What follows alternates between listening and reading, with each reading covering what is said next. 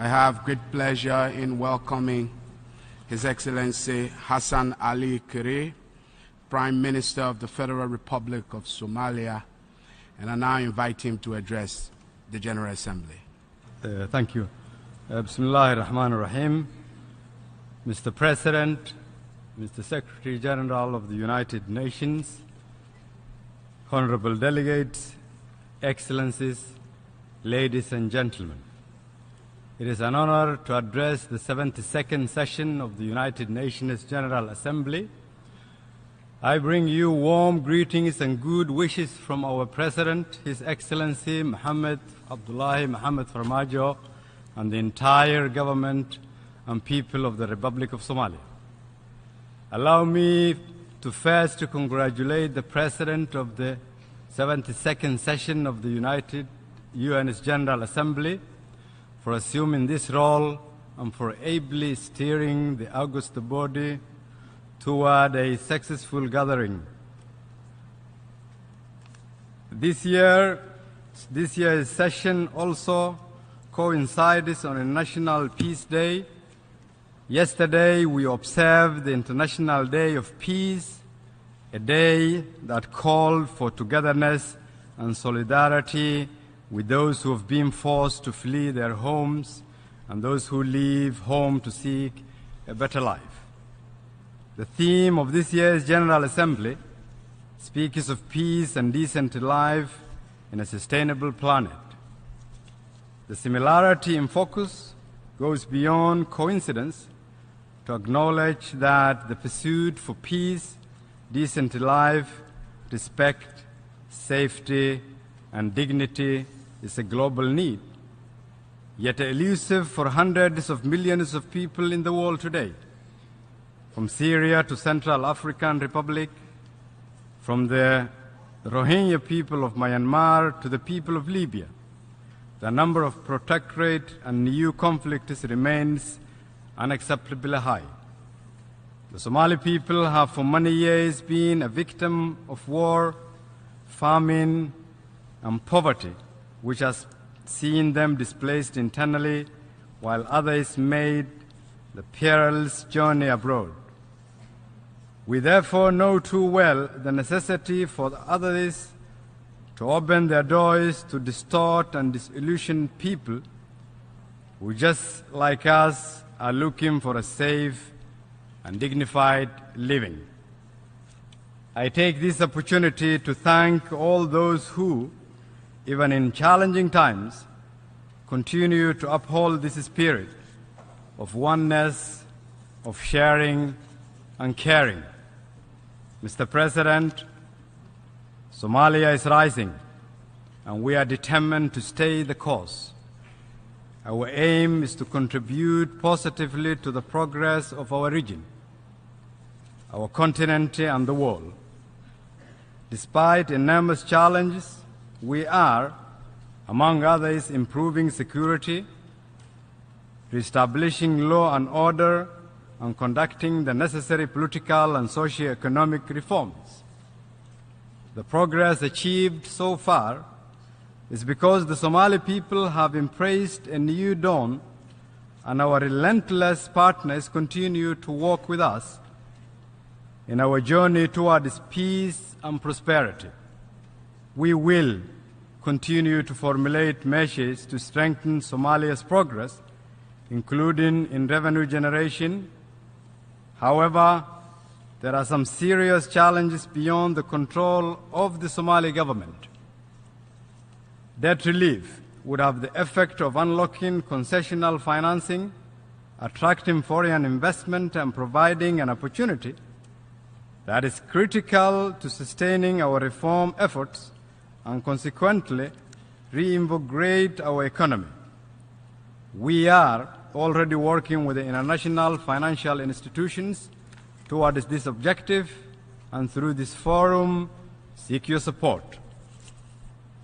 Mr. President, terrorism remains one of our pressing challenges, with its repercussions felt globally. As such, our unity in addressing this scourge collectively and sustainably is critical.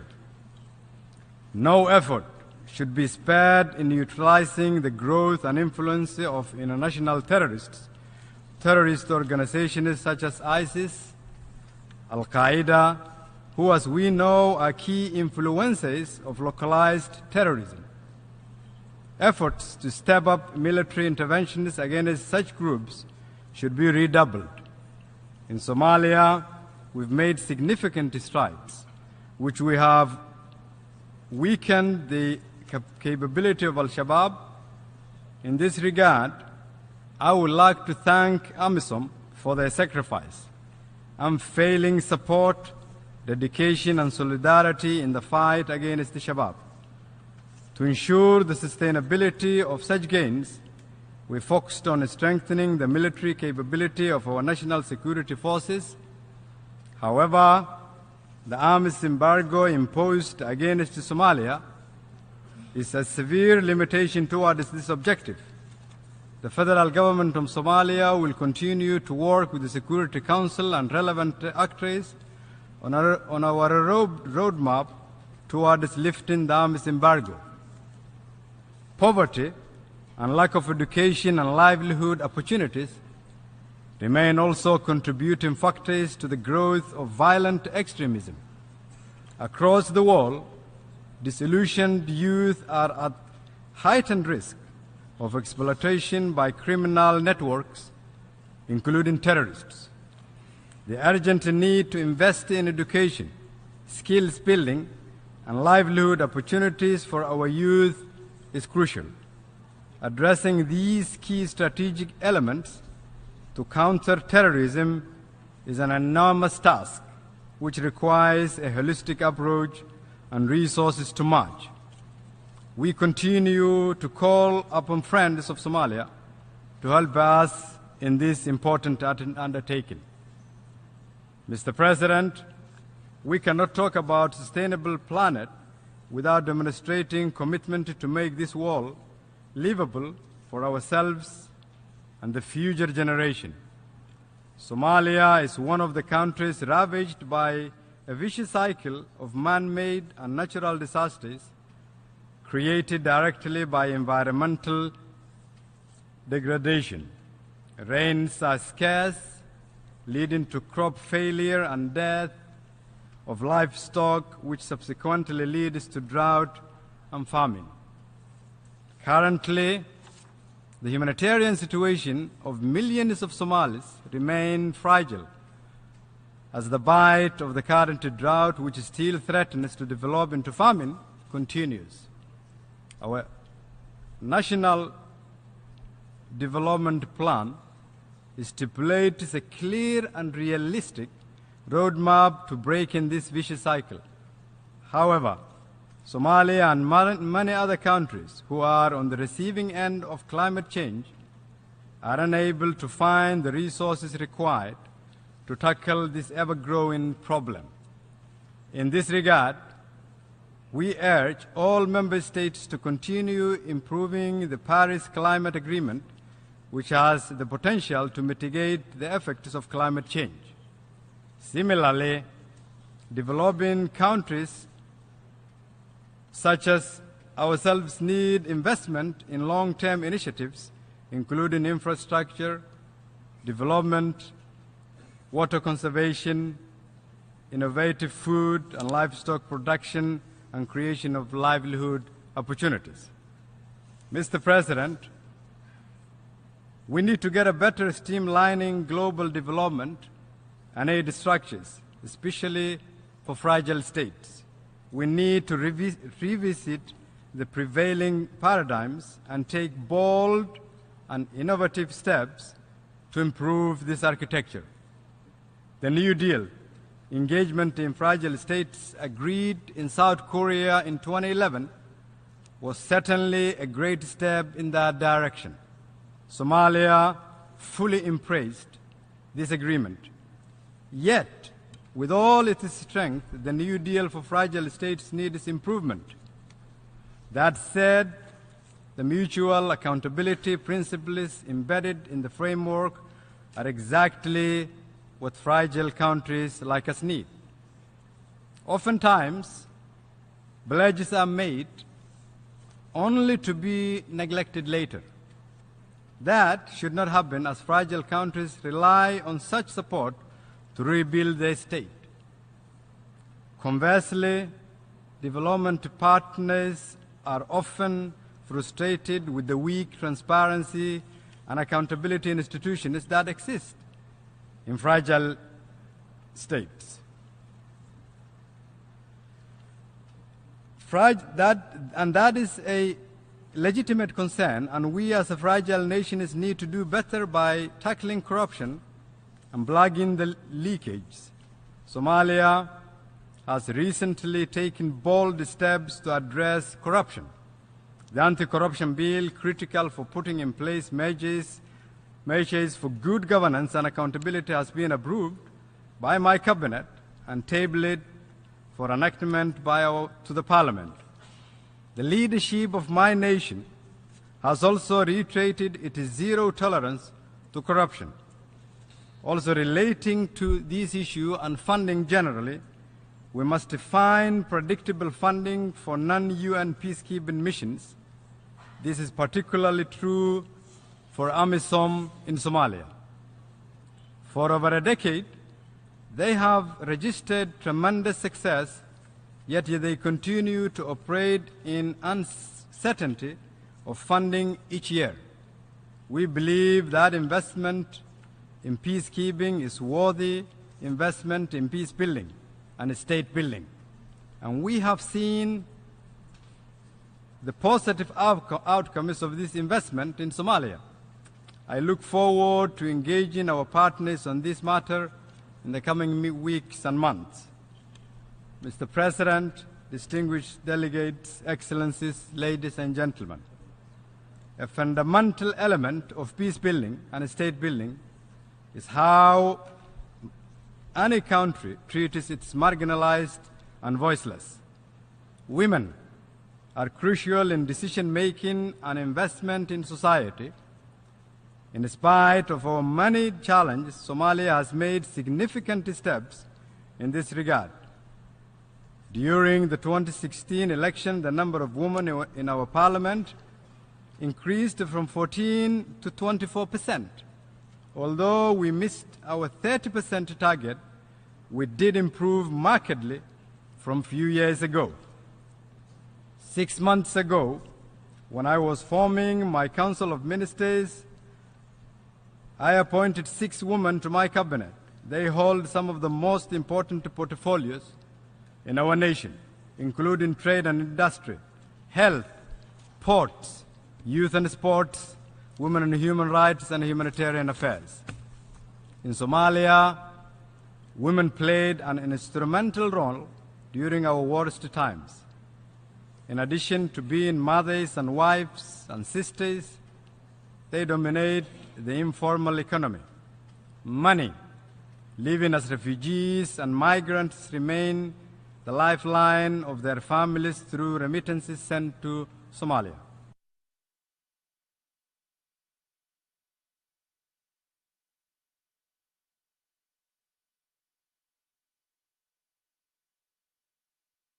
The late Abbas Siraji, who was tragically killed in May this year, he was a beacon of hope for Somalia's young people.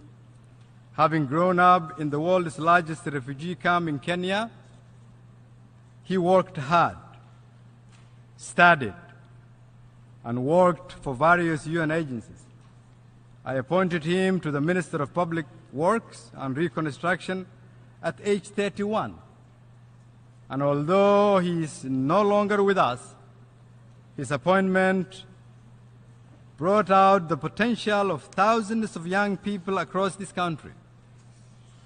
Somalia, he showed them that life in the refugee camps, as harsh as it was, didn't mean the end of hope. One of the core principles, Your Excellencies, in these United Nations is the human rights.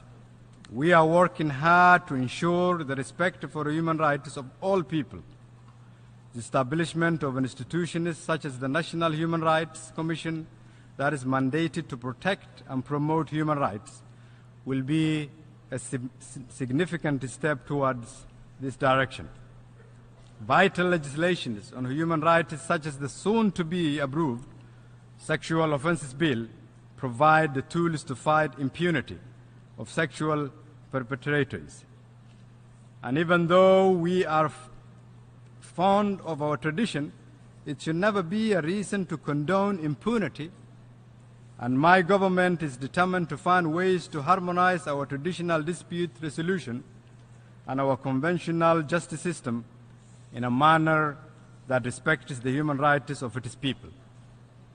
Mr. President, the United Nations continues to be the world's most important and common platform for nations to develop and strengthen bilateral and multilateral relations.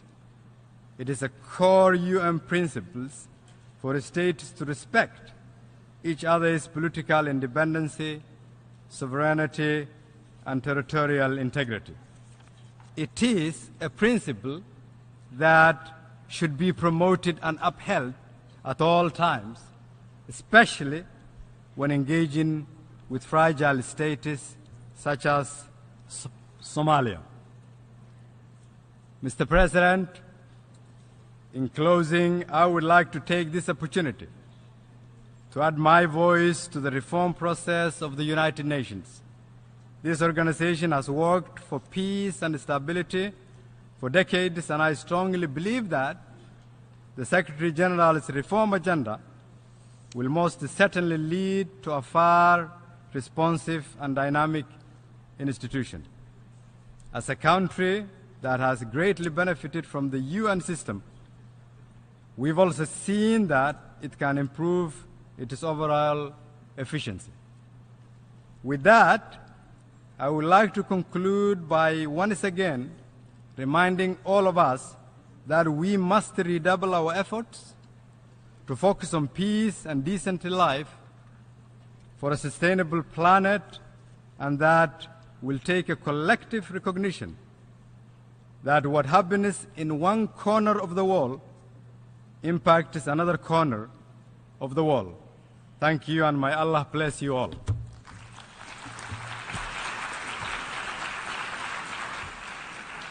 On behalf of the General Assembly, I wish to thank the Prime Minister of the Federal Republic of Somalia for the statement just made, and I request protocol to escort His Excellency.